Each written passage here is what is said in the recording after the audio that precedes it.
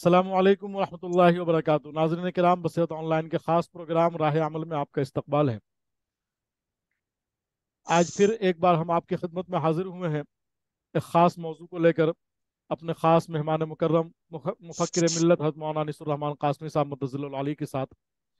इंशाअल्लाह ताला आज के प्रोग्राम में हम बात करेंगे ऑल इंडिया मिल्ली कौंसिल के तालीमी मिशन 2050 के ताल्लुक से। ऑल इंडिया मिल्ली कौंसिल, जैसा कि आप हजरात को मालूम है, कि हिंदुस्तान का एक मिल्ली सियासी प्लेटफॉर्म है जिसका मकसद हिंदुस्तानी मुसलमानों में सियासी शऊर बेदार करना है, जिसे आज से तकरीबन 3 दहाई कबल हज़रत मौलाना काजी मुजाहिदुल इस्लाम कासमी रहमतुल्लाह अलैह ने कायम किया था। और तब से आज तक ये तंजीम अपने मकासद के हसूल में मुनहमिक है, मसरूफ़ है। अभी ऑल इंडिया मिल्ली कौंसिल ने मुसलमानों के अंदर तालीमी बेदारी और मुसलमानों को मुकम्मल तौर पर तालीम याफ्ता बनाने के लिए अपना एक मिशन, एक गोल मुतय्यन किया है, जिसका उन्वान है तालीमी मिशन 2050। हज़रत मौलाना अनीसुर्रहमान क़ासमी साहब, जो कि ऑल इंडिया मिल्ली कौंसिल के कौमी नायब सदर हैं, वो इस मिशन को लेकर आगे बढ़ रहे हैं और मुस्तकिल इस मिशन के तहत मुख्तलिफ हलकों में, बिलखुसूस बिहार के मुख्तलिफ अजला में इस मिशन के तहत बेदारी प्रोग्राम मुनक़िद किया जा रहा है और लोगों को तालीमी बेदारी के उन्वान से बेदार किया जा रहा है। अभी इसी ताल्लुक से ऑल इंडिया मिल्ली कौंसिल बिहार का एक हफ्त रोज़ा प्रोग्राम तय हुआ है, जो कि दरभंगा अजला के लिए है। वो भी दरभंगा में बिलखुसूस सुपौल बिरौल का जो इलाका है, उस इलाके के लिए है। और इसका मकसद ही तालीमी मिशन 2050 के मकासद के हसूल की तरफ आगे बढ़ना है। मुफक्किर मिल्लत हज़रत मौलाना अनीसुर्रहमान क़ासमी साहब मद्दज़िल्लुल आली इस वक्त बिहार में तालीमी मिशन को आम करने में सरगर्म हैं, मसरूफ़ कार हैं। तो आज हम कोशिश करेंगे अपने इस प्रोग्राम के ज़रिए से हज़रत मौलाना अनीसुर्रहमान क़ासमी साहब से कि वो ऑल इंडिया मिल्ली कौंसिल के मकासद और तालीमी मिशन 2050 के मकासद पर रोशनी डालें। इसी तरीके से बिहार की जो तालीमी सूरत हाल है, मदारिस की या असरी इदारों की तालीमी सूरत हाल है, उस पर भी रोशनी डालें। और बिहार के मुसलमानों को बिलखुसूस और पूरे हिंदुस्तान के मुसलमानों को ये पैगाम दें कि हर मुसलमान का तालीम याफ्ता होना कितना ज़रूरी है और उसके लिए जो भी अकदाम किए जा रहे हैं, जो भी सरगर्मियाँ चलाई जा रही हैं, उससे जुड़ना कितना ज़रूरी है।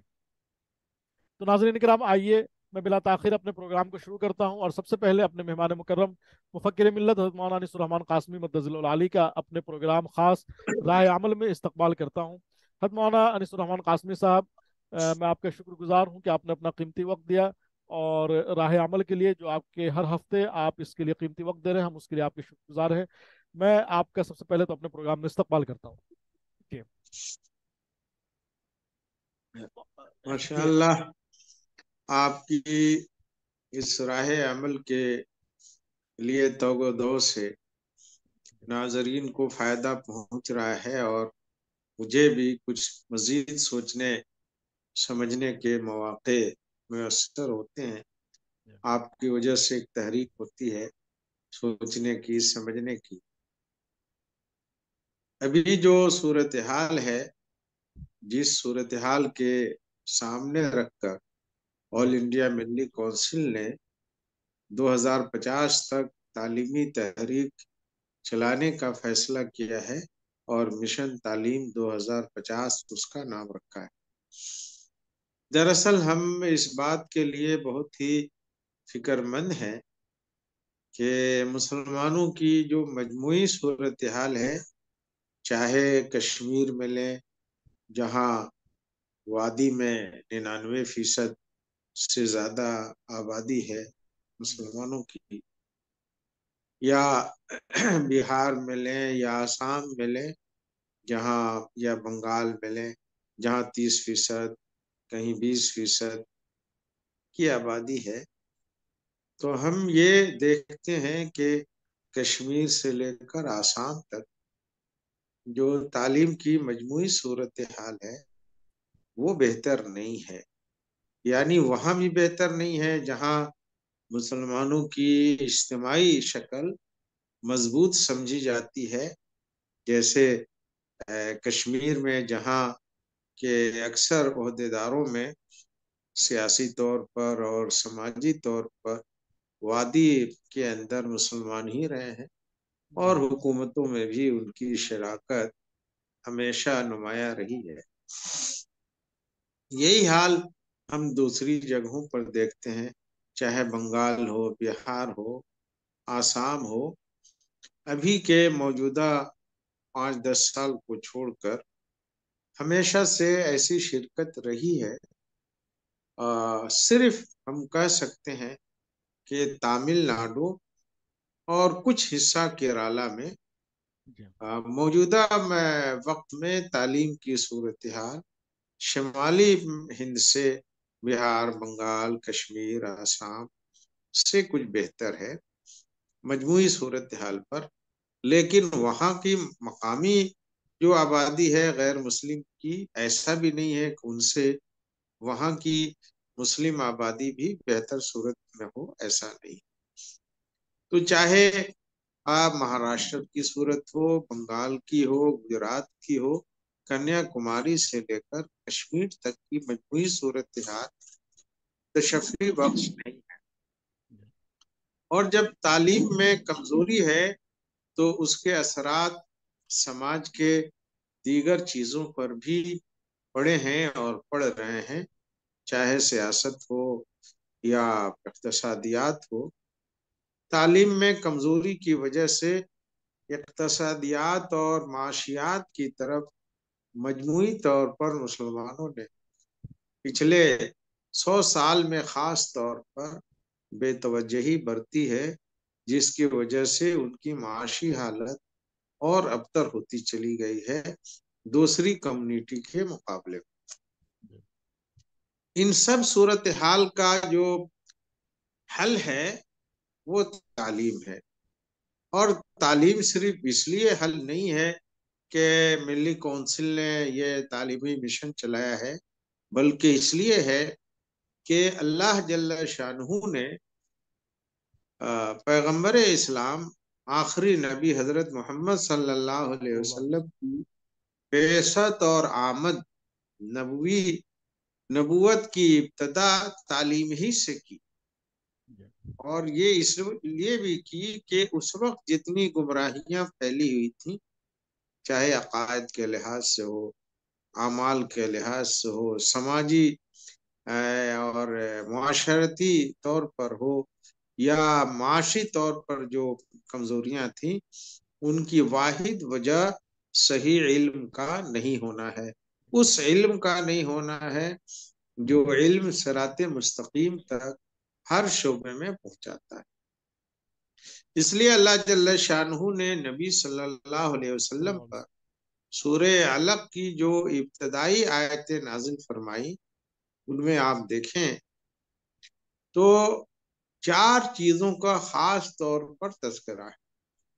पहली बात तो ये पढ़ने का हुक्म है, और अल्लाह की जात की मार्फत का भी हुक्म है, इक़रा बिस्मि रब्बिकल्लज़ी खलक़। इसके बाद की जो आयतें हैं वो तख्लीक इंसान से मुतल्लिक, कि इंसान को हमने कैसे पैदा किया, और कुछ चीजों को भी अल्लाह ने उस पर गौर किया कि अल्लाह ने अलग के जरिए इंसान को पैदा किया, और साथ ही फिर इल्मी तहरीक को आम करने और उस तहरीक को नुमाया करने के लिए कलम का तज़किरा किया। इसलिए कि दुनिया में जब भी तालीम आएगी तो कलम के जरिए ही आएगी। जबान से पढ़ने का हुक्म दिया इकरा भी इसमें, और साथ ही अल्लमा बिल कलम का तज़किरा करके कलम की अजमत को वाज़ेह किया। और इस दोनों चीजों को रसूल अकरम सल्लल्लाहु अलैहि वसल्लम ने पहले दिन से जो खास तौर पर अपनी पकड़ा और अल्लाह के इस हुक्म पर अमल शुरू किया, तो हम देखते हैं कि उसका नतीजा ये निकला कि रसूलुल्लाह सल्लल्लाहु अलैहि वसल्लम जब हिजरत करके मदीना के रास्ते में आप निकले, तो वो शख्स जो रसूल अकरम सल्लल्लाहु अलैहि वसल्लम के ताक़ुब में था, सुराका, जी। सुराखा क्या जब घोड़े के पांव उस रेतीली जमीन पर धस गए, हालांकि धसना नहीं था, पांव तो घोड़े का वहां धसता है जहां बिल्कुल ही रेत हो, लेकिन पथरीली जमीन हो, रेत मिली हुई, उसमें घोड़े के पांव नहीं धसते हैं। लेकिन ये मिन जानिबिल्लाह था। वो घोड़े के जरिए रसूल अकरम सल्लल्लाहु अलैहि वसल्लम ऊंट पर सवार थे, आपको पकड़ना चाह रहा था। बहरहाल उसने जब देख लिया कि ये मिन जानिबिल्लाह है ये सूरत हाल, तो रसूल पाक सल्लल्लाहु अलैहि वसल्लम के पास उसने जाने की हिम्मत की और आपसे अमान तलब किया। अब आप बताइए, रसूल अकरम सल्लल्लाहु अलैहि वसल्लम मदीना मक्का से इस हालत में निकले थे कि आपको अपने सरो सामान को ठीक करने का सही मानों में मौका नहीं था।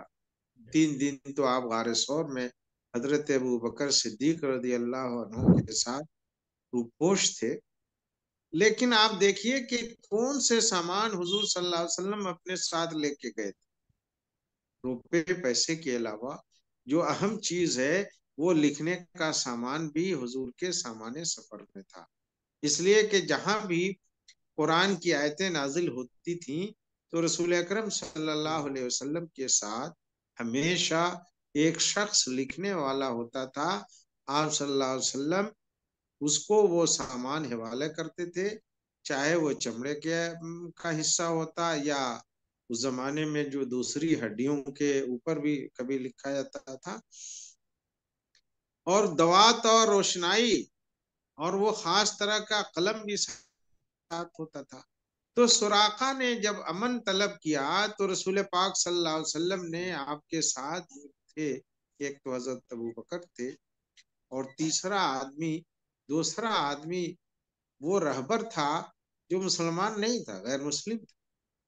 यहाँ से समझ में आता है कि जिंदगी के मामलात में रसूल अकरम सल्लल्लाहु अलैहि वसल्लम ने मुस्लिम गैर मुस्लिम की तफरीक नहीं, वरना हिजरत जैसे नाजुक तरीन सफर में आप किसी मक्की मुशरिक का जो रहबर हो उसका आप जो है सहारा नहीं लेते। बहरहाल आपने हुक्म फरमाया कि सुराका के लिए अमन लिख दिया जाए। सुराका ने वो अमन नामा लिखवा लिया। तो कहने की बात यह है कि अगर इल्म और कलम का एहतमाम नहीं होता तो रसूल पाक सल्लल्लाहु अलैहि वसल्लम हिजरत के उस सफर में अपने साथ सामान्य किताबत को अपने साथ नहीं रखते। इससे समझ में आता है कि एक मुसलमान और एक आलिम की ये जिम्मेदारी है कि वो सफर में रहे तो हजर में रहे तो अपने साथ कलम और किताब लिखने का सामान रहना चाहिए, ताकि वो हमेशा उसके लिए लिखने पढ़ने का किताबें भी मौजूद हो और सामान। तो मैं ये अर्ज कर रहा था कि इल्म के जरिए ही रसूल पाक सल्लल्लाहु अलैहि वसल्लम ने वो इनकलाब पैदा किया, और वो इनकलाब आया रसूल पाक सल्लल्लाहु अलैहि वसल्लम के असलन घर से। आप गौर कीजिए कि हुजूर सल्लल्लाहु अलैहि वसल्लम की बीवी हजरत खदीजा वो खुद पढ़ी लिखी थी।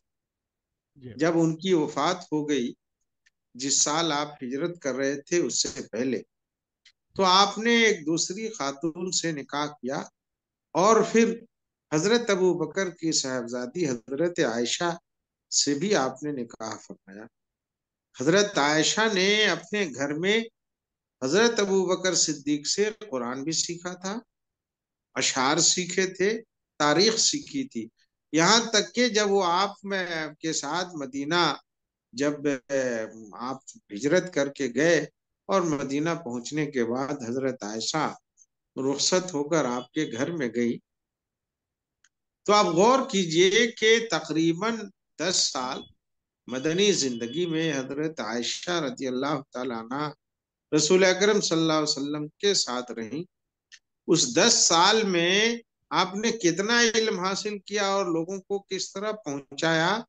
खुद अभी जो रवायतें मौजूद हैं अहादीस की, उनमें 2200 सही अहादीस तो हजरत आयशा रदी अल्लाह तआला अन्हा से।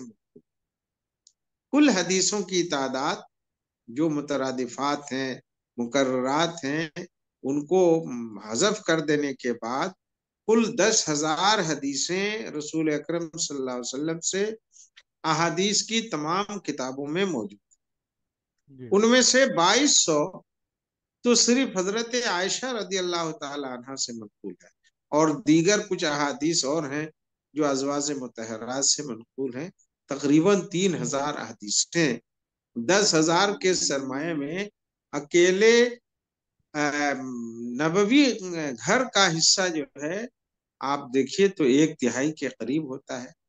इसीलिए हजरत आयशा रदी अल्लाह तआला अन्हा के बारे में रसूल अकरम सल्लल्लाहु अलैहि वसल्लम ने फरमाया था कि इनसे अपना आधा दीन हासिल करो। हजरत आयशा के इल्म का क्या हाल था? आप देखिए कि 10 साल की जिंदगी में 2200 अहादीस की वो हाफिज हैं, हिकमत और तिब की दवाओं की वो हाफिज हैं। लोगों ने पूछा कि आयशा रदी अल्लाह तआला अन्हा ने ये तिब का इल्म कहाँ से सीखा? तो उन्होंने बताया कि मदीना में अरब के अतिब्बा रसूल अकरम सल्लल्लाहु अलैहि वसल्लम के पास आते जाते थे, और मजलिसों में जिन दवाओं के तस्करे होते थे वो गौर से उनको सुनती रहती थी और याद करती रहती। तो ये जो उसमें उसूल मिलता है कि हमारे घरों में खवातीन में तालीम कैसी होनी चाहिए। तो एक तो तिब की तालीम, आज अगर हम अपने घर की औरतों को मेडिकल की तालीम दें, तिब की तालीम दें, तो ये तो ऐन सुन्नत नबवी है। बेशक। ये हजरत आयशा की भी सुन्नत है और रसूल अकरम सल्लल्लाहु अलैहि वसल्लम की भी सुन्नत। दूसरा, हजरत आयशा अरबी अदब की किस तरह माहिर थी और किस दर्जे कमाल पर पहुंची हुई थी, आप खुद अपने तबक़े उलमा या जो इस वक्त के जो शायर हैं उनके अशार को देखिए कि कितने अशार उनको माहिरीन जो शुअरा हैं उनके याद हैं। हजरत आयशा का बयान है कि उनको 1,000 अरब के फुसहा और माहिरीन जो शुअरा थे अहद जाहिलियत के, उनके अशार उनको याद। तो तीसरी सिफत हमारे घर की औरतों में तो शेरो अदब की, यानी किसी भी जबान की अदबी सलाहियत आला मेयार की होनी चाहिए। इसीलिए हम लोग देखते हैं कि हजरत आयशा के खतूत या हजरत आयशा के जो तकरीरें मनकूल हैं वो फसाहत व बलागत के आला मेयार पर। चौथी चीज हजरत आयशा की कुरान की तफसीर है, फ़िक़्ह है। पांचवी चीज, हजरत आयशा कोई सहाबी ऐसा नहीं है जो मदीना में हो और बड़े सहाबा में और उसने हजरत आयशा की तरफ किसी न किसी मामले में सही बात मालूम करने के लिए रुजू न किया हो, चाहे उनके वालिद मोहतरम हजरत अबू बकर सिद्दीक हों या हजरत उमर फारूक हों या हजरत उस्मान गनी हों या दूसरे अजिल्ला साहब। तो खुद कहने की बात यह है कि हुजूर सल्लल्लाहु अलैहि वसल्लम का घर बैत नबवी खुद जो है इल्म को बताता है। और ये भी देखिए कि बैत नबवी में जो दूसरी खवातीन अजवाज मुतहरात थी उनके और क्या क्या मशगले थे। हजरत सौदा रदी अल्लाह तआला अन्हा के बाद में आता है कि वो दस्तकारी का काम भी करती थी रसूल अकरम सल्लल्लाहु अलैहि वसल्लम की हयात में भी और आपकी वफात के बाद भी, यानी सामान अपने हाथों से तैयार करती थी। अब रसूल अकरम सल्लल्लाहु अलैहि वसल्लम का घर है और वहां दस्तकारी का काम हो रहा है, और रवायतों में आता है कि जो सामान वो तैयार करती थी उसको फरोख्त के लिए मार्केट में भेजती थी, और उसकी जो आमदनी होती थी वो गुरबा व मसाकीन पर वो उसको सदक़े के तौर पर खर्च कर डालती। तो चाहे अब इससे मालूम होता है कि औरतों को टेक्निकल तालीम भी दस्तकारी की होनी चाहिए, तीब की तालीम भी होनी चाहिए, शेर व अदब की तालीम भी होना चाहिए, यानी जबान व अदब की तालीम, कुरान की भी तालीम होनी चाहिए, हदीस की भी तालीम होनी चाहिए। जिंदगी के जो भी इंतजामी उमूर हैं उनकी तालीम खवातीन में भी होनी चाहिए। तो हम ये चाहते हैं, और ऑल इंडिया मिल्ली काउंसिल ने जो मिशन तालीम 2050 बनाया है, वो इसी को सामने रख कर के हमारे मुल्क में, चाहे वो मुल्क का कोई भी खिता हो, जो मजमूई सूरत हाल तालीम की है वो बेहतर नहीं है। जी बेहतर ये इसलिए भी नहीं है कि मुसलमानों की तो पहली जिम्मेदारी है कि हर शख्स कुरान और हदीस का किसी न किसी दर्जे का इल्म रखता हो। यहाँ तो 1% भी नहीं है जो मुसलमान उलमा हैं, वो 1% भी नहीं है जो कुरान और हदीस से सही तौर पर वाकिफ हैं। जी और जो लोग हमारे यहाँ उलमा हैं, मदरसों में पढ़ते हैं, कोई एक आदमी भी मुझे तो अपनी जिंदगी में ऐसा नजर नहीं आ रहा है जो कम से कम हजरत आयशा के बकदर ही अहादीस का हाफिज हो। हाफिज कुरान तो अल्हम्दुलिल्लाह हमारे समाज में है, और ये हमारे मदरसों की एक बड़ी खूबी है। मदरसों ने अपने निज़ाम तालीम में अगर हिफ्ज कुरान के ऊपर तवज्जो दी तो वो बड़ी अहमियत का हामिल, जी उससे बड़े फायदे हैं। ये कहना कि ये सिर्फ हाफिज हैं, यकीनन उनको सिर्फ हाफिज नहीं रहना है, उनको आगे की तालीम भी हासिल करनी है। लेकिन 2-3 सालों में हुफाज किराम को तालीम की तरफ जो रागिब कर देते हैं मदरसे वाले, ये एक बहुत बड़ी कामयाबी है। 2 साल से लेकर 3 साल तक, कहीं 1.5 साल में एक बच्चा 8 साल से 10 साल की उम्र में कुरान का हाफिज बन जाता है। तो ये मदरसे की खूबी है, वो अपने अखलाक में भी, आदात में भी। हाँ, हमारे यहाँ भी कमजोरियां हैं, मदरसों में कमजोरियां हैं कि मदरसे के असातिज़ा अपने आप को उस्ताद समझे, हाकिम नहीं समझे। मदरसों में बात करने का अंदाज वो नहीं होना चाहिए जो एक हाकिम और महकूम का होता है, कि हम बच्चों को हुक्म दे रहे हैं, डांट रहे हैं, नहीं, बल्कि शफकत के साथ उनकी तरबियत करनी चाहिए, उनकी खाबिदा सलाहियतों को उजागर करना चाहिए, बढ़ावा देना चाहिए। तो ये सब को सामने रखकर मिली काउंसिल ने बिहार में खास तौर पर मिशन तालीम के तहत जो है मुख्तलिफ अजला में प्रोग्राम शुरू किए हैं। अभी कल से हमारा 1 हफ्ते का प्रोग्राम दरभंगा जिला, जो तालीमी एतबार से भी किसी न किसी हद तक एक अच्छी जगह पाया हुआ है। लेकिन जब मुस्लिम आबादियों को हम देखते हैं, हमारा ये दौरा वक्त मिली काउंसिल का घनश्यामपुर और सुपौल का इलाके में हो रहा है, जहाँ बड़ी बड़ी आबादियां हैं मुसलमानों की आबादी की। लेकिन जाहिर है बड़ी आबादियों में तो और गफलत होती है, अच्छा, जहाँ हजरत यहाँ मुसलमानों पे, की कसरत। हजरत यहाँ पे एक मैं रोक कर एक बात, एक सवाल यहाँ पे करना चाहूँगा कि मिशन तालीम 2050 यानी कि 2050 जो है, इसको, इस हदफ को हासिल करने के लिए आपने किस क्या तरीक़ाकार इख्तियार किया है? ज़रा मैं इसकी वजाहत चाहूँगा। देखिए, पहली बात तो यह है जी कि हम लोगों के अंदर इस बात को पहले मरहले में बताना चाहते हैं जी कि तालीम को अपनी पूरी जिंदगी के निजाम में नंबर 1। जी अपने घर बनाने से बेहतर है कि तालीम अपने बच्चों को दें।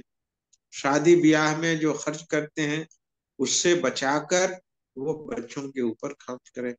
खाने, कपड़े या दीगर चीजों पर जो खर्च करते हैं उसको बचाकर बच्चों की तालीम पर खर्च करें। तो तालीम अभी हमारी कौम में नंबर 1 नहीं हासिल कर पाई है, जब तक तालीम हमारी पूरी निजाम जिंदगी में नंबर 1 पर नहीं आएगी, तालीमी इनकलाब नहीं आएगा। हम लोग भी धोखे में अपने आप को रखते हैं कि मुसलमानों में और यहाँ के आम शहरियों में एक तालीमी बेदारी आई है। चाहे हिंदू हो, मुसलमान हो, जैसी बेदारी आनी चाहिए बिल्कुल नहीं है, बिल्कुल नहीं है। हाँ, किसी एक खास फिरके में तालीम नंबर 1 हो सकती है, वो है। जी लेकिन ये कहिएगा कि पूरी कौम के अंदर तालीम नंबर वन है, ऐसा नहीं है। न हिंदुओं में है, न मुसलमानों में है, न सिखों में है।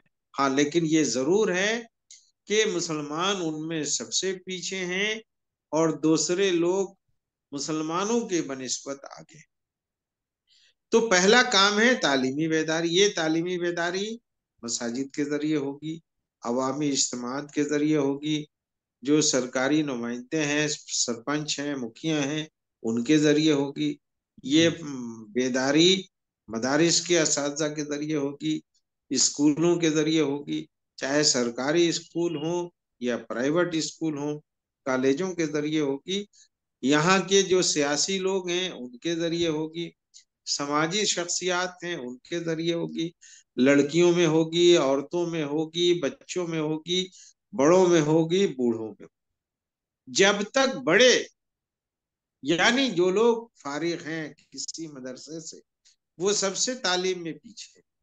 वो रोजाना अगर उनसे पूछिए कि क्या आपने 2-3 घंटे भी मुताला किए, तो नहीं। कोई आलिम ऐसा नहीं मिलता है जो ये कहे कि मैं पढ़ाता हूं और पढ़ाने के साथ मजीद 3 से 4 घंटे मुताला करता हूं। और ऐसे उलमा जो पढ़ाने का काम नहीं करते हैं, जो समाजी काम करते हैं, जो वाज व नसीहत करते हैं, वो तो रोजाना के हिसाब से 1 घंटा भी नहीं पढ़ते। जी यही हाल स्कूल के टीचरों का है, कॉलेज के लोगों का है। तो जब तक बड़े नहीं पढ़ेंगे, सिर्फ पढ़ाई का बोझ बच्चों पर लाद देने से नहीं होगा। ये हमारी खामख्याली है। जब तक हम ये बात नहीं समझेंगे कि तालीम हमारे लिए जरूरी है, मुताला हमारे लिए जरूरी है, इसलिए कि इकरा का हुक्म बच्चों के लिए नहीं था, सबसे पहले बड़ों के लिए था। एक डॉक्टर है, उसको रोजाना पढ़ना है। एक तालिब इल्म है, उसको पढ़ना है। एक आलिम है, उसको पढ़ना है। एक आम शख्स है, उसको पढ़ना है। हर शख्स को कुरान और हदीस का पहला इल्म हासिल करना, जबानों को हासिल करना, जहां जहां कमजोरियां हैं उन कमजोरियों को दूर करने के लिए अल्लाह ने जो वक्त की नेमत दे रखी है उसकी कदर करनी है। ये कहना कि उलमा हिंदी नहीं पढ़ेंगे, संस्कृत नहीं पढ़ेंगे, अंग्रेजी नहीं पढ़ेंगे, ये तौहीन है। इसलिए कि नबी सल्लल्लाहु अलैहि वसल्लम के सहाबा तो मुख्तलिफ जबानें हस्ब मौका सीखते थे। जी क्या हजरत सलमान फारसी फारसी जबान जानते हुए वो अरबी जबान उन्होंने नहीं सीखी थी? क्या हजरत जैद ने या और दूसरे लोगों ने कई दूसरी रूमी और ईसाइयों की जबानें नहीं सीखी थी? तो ये कहना कि हम दूसरी जबानें नहीं सीखेंगे, हमारे समाज में ये माहौल बन गया है, ये सबसे बड़ी कमजोरी है। इस कमजोरी को दूर करना, नतीजा क्या है? अरबी जबान को कोई नहीं सीख रहा है। जो उलमा हैं वो भी अरबी जबान में जो महारत होनी चाहिए तालीम के बाद, उस महारत को हासिल करने का इरादा भी नहीं करते। पहला काम तो इरादा करने का है ना। आप जी अंग्रेजी जबान जानते हैं तो उसमें महारत पैदा कीजिए, हिंदी जानते हैं उसमें, उर्दू जानते हैं उसमें। हम तो देखते हैं अपने तबके उलमा को कि भाई उनको किस जबान में महारत है। न हिंदी में है, न अरबी में है, न उर्दू में है, न फारसी में है। माजी में तो कुछ लोग जरूर मिलते थे, लेकिन हाल में तो 100 आलिम में अगर आप 5% लोगों को तलाशिएगा कि वो अच्छी अरबी लिख दें, अच्छी उर्दू लिख दें, जो अहले जबान का के मेयार की हो, तो मुश्किल है, नहीं मिले। तो हमारी अपनी कमजोरियों का जायजा लेना और उनको दूर करने की कोशिश करना, ये हमारी तालीमी मिशन का एक बुनियादी मकसद। जी अभी जो आपका दौरा हो रहा है दरभंगा, जो अभी आप बतला रहे थे दरभंगा सुपौल बिरौल के इलाके में, उस इलाके के तालीमी सूरत हाल से मुताल्लिक आप अपने तज्जिया की रोशनी में ज़रा कुछ बताएं कि उस इलाके की तालीमी सूरत हाल के ताल्लुक से आप किस हद तक मुतमईन है? देखिए, दीनी तालीम हमने भी जो और आसिफ। जी असल तो जायजा होगा कल से, जी लेकिन जो हमने सरसरी जायजा लिया है वो इत्मीनान बख्श नहीं। जी इसलिए कि जितनी आबादी है कई लाख की वहाँ जी। सुपौल बिरौल से लेकर जो है बहुत दूर तक बहेड़ा तक अगर ले हम इधर अ, आगे तक, तो हम देखते हैं कि जैसी आबादी है उसके लिहाज से वहाँ न डॉक्टर उतने हैं, न इंजीनियर अच्छे उतने हैं, न आईटी के माहिरीन उतने हैं, न जी। अंग्रेजी अदब के लोग हैं, न फारसी अदब के हैं, न उर्दू अदब के हैं, न सरकारी मुलाजमतों में है, न डीएसपी हैं, न एसपी हैं, न बड़ी तादाद में सिपाही हैं, न थाना के इंचार्ज हैं। तो आखिर ये इस हल्के के मुसलमान किस कितना परसेंट उन्होंने तालीम में सबकत हासिल की है? जी। माजी में जरूर उस हल्के के लोग बड़े उलमा में गिने जाते थे, लेकिन अभी तो दो चार के नाम आप अंगुलियों पर गिन लीजिएगा। 4 से 5 तक जो है मुश्किल से जाते जाते ये तादाद खत्म हो जाएगी, इसलिए कि कोई मुफस्सिर कुरान जो उस फन में माहिर हो नहीं मिलेगा, जी। मुहद्दिस नहीं मिलेगा, फकीह नहीं मिलेगा, मुअर्रिख नहीं मिलेगा, अरबी का अदीब नहीं मिलेगा, उर्दू का अदीब नहीं मिलेगा। हाँ, लोग जरूर हैं, लेकिन फीसद के एतबार से उनकी तादाद इंतहाई कम है, जो अंगुलियों पर गिनी जा सकती। जी। इसलिए हमें ये इस सफर का मकसद है उन लोगों को बेदार करना, उलमा को बेदार करना, आवाम को, खवास को बेदार करना कि आप बेदार होइए। आपकी जो कमजोरियां हैं मुआशरती, जो तालीम में आगे नहीं आपको आने दे रही हैं, उन मुआशरती कमजोरियों को दूर कीजिए। बहुत सारी जगहों पर हमने सुना है कि लोगों में सूदी कारोबार भी है। जाहिर है जहाँ सूदी कारोबार होगा, जहाँ लूट खसोट होगी, जहाँ जुल्म होगा, वहां जी। इस तरह की तालीमी तरक्यात नहीं हो। तो असल तो जायजा होगा कल से, और जी। मुख्तलिफ जलसों में हम लोग उलमा को, समाजी कारकुनान को, मुख्तलिफ स्कूलों के टीचरों को जमा करेंगे और फिर उनके साथ मुज़ाकरात भी करें। जी।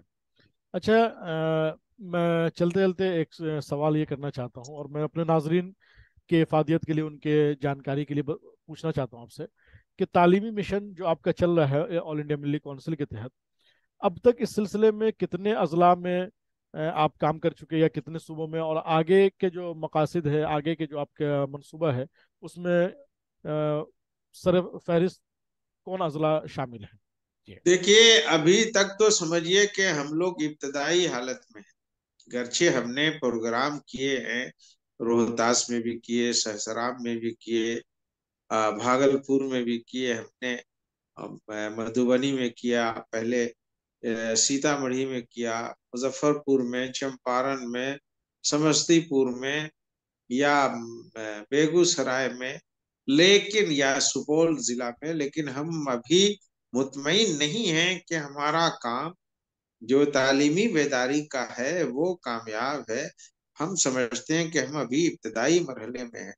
जी। अलबत्ता ये कल से जो प्रोग्राम शुरू हो रहा है, इसको हम और मुनज़्ज़म करना चाहते हैं, और हम चाहते हैं कि आप जैसे बाशऊर अफराद, सोशल मीडिया के लोग हों, मुख्तलिफ तंजीमों से वाबस्ता लोग हों, वो उस पूरे तौर पर उस पूरी आबादी को उठाने के लिए उठ खड़े, जी। और कम से कम 5 साल के लिए अपने आप को वक्फ करें कि रोजाना वो 1 घंटा देंगे, खुद पढ़ने के लिए भी और दूसरों को बेदार करने के लिए। तभी अभी तो एक दो आदमी के आवाज तकरीर से कोई तब्दीली नहीं है। जी। हम अपने आप को खुशफहमी में नहीं रखना चाहते। हम चाहते हैं कि आप जैसे नौजवान, जो जाहिर है दरभंगा में नौजवानों की एक पूरी टीम है, जी। और मैं आपसे कहूं कि पूरे बिहार में इस वक्त मुस्लिम नौजवानों की तादाद यूपी और बिहार में तमिलनाडु से ज्यादा फीसद के एतबार से है, दूसरों के बनिस्बत। हमें इस नई नस्ल की इस ताकत को इल्म में और तालीमी इनकलाब में इस्तेमाल करना। बेशक। जी। आ, चलते चलते मैं चाहूँगा कि एक छोटा सा पैगाम आपकी तरफ से नौजवान नस्ल, बिलखुसूस उलमा और जो तहरीकी नौजवान हैं, जो तहरीकों से जुड़े हुए हैं, दीनी और असरी तालीम की तहरीकों से, तंजीमों से, उनके लिए एक छोटा सा मुख्तसर पैगाम दे जाए, ताकि आपके इस मिशन को अपना, हर शख्स अपना मिशन बना ले और मुसलमानों को मुकम्मल तौर पर तालीम याफ्ता बनाने का मिशन बनाकर आगे बढ़े। जी। पहला पैगाम तो यह है कि उलमा खुद पढ़ें, कम से कम 3 घंटे वो मुताला करें। दूसरा ये कि उलमा अपने माल को भी और अपने वक्त को भी इस तालीमी बेदारी को लाने में खर्च करें। जी। और यही अपील मैं तमाम लोगों से करूंगा जो टीचर हैं स्कूलों के, कि वो खुद रोजाना मजीद 3 घंटे मुताला करें और अपना माल और अपना वक्त कौम के लिए इस्तेमाल करें। हाँ, माल लगाने का मतलब यह है कि अपने खर्च से एक जगह से वो दूसरी जगह जाएं। प्रोग्राम भी करना हो तो उसमें अपना पैसा खर्च करें। किसी की माली मदद तालीम के लिए करनी हो तो उसके लिए अपने आप को पहले पेश करें। हर शख्स पहले अपनी जान और अपना माल लगाने का अहद करे, तब इंशाअल्लाह इस उम्मत में और इस कौम में तालीमी बेदारी पैदा हो। जी, बहुत बहुत शुक्रिया, जजाकमुल्लाह खैरा। अ, मैं एक बार फिर अपने नाज़रीन को बता देना चाहता हूँ, बिलखुसूस वो हजरात जो दरभंगा और उसके अतराफ से ताल्लुक़ रखते हैं, कि कल से यानी 23 नवंबर से तकरीबन 28 नवंबर तक ये तालीमी mission, all India military council की जानिब से तालीमी मिशन जो मनाया जा रहा है, तालीमी मिशन हफ्ता, तो ये बेदारी हफ्ता है। और ये दरभंगा, सुपौल, बिरौल, घनश्यामपुर, नारी, कुमई वगैरह के इलाके में ये दौरा होगा, वफ्द का दौरा होगा ऑल इंडिया मिलिट्री काउंसिल का। आप हजरात भी इस दौरे में जहाँ जहाँ जो जिनसे ज़्यादा करीब हो वहाँ ज़रूर जाएं और शिरकत करें और इससे इस्तेफादा करें और अपने अपने इलाकों में इस मिशन को आगे बढ़ाने की कोशिश करें। और इस तरीके से ऐसा काम करें कि जो इकरा का जो मकसद है, जो इकरा का जो कहते हैं, समझिए कि हुक्म है, वो उसमें तमाम मुसलमान के तमाम बच्चे उसमें आ जाएं। तो इसी के साथ मैं नाजरीन किराम से अलविदा लेता हूँ और अपने मेहमान मुकर्रम का शुक्रिया अदा करते हुए रुखसत होता हूँ। अस्सलामु अलैकुम वरहमतुल्लाहि वबरकातुहू। वालेकुम सलाम।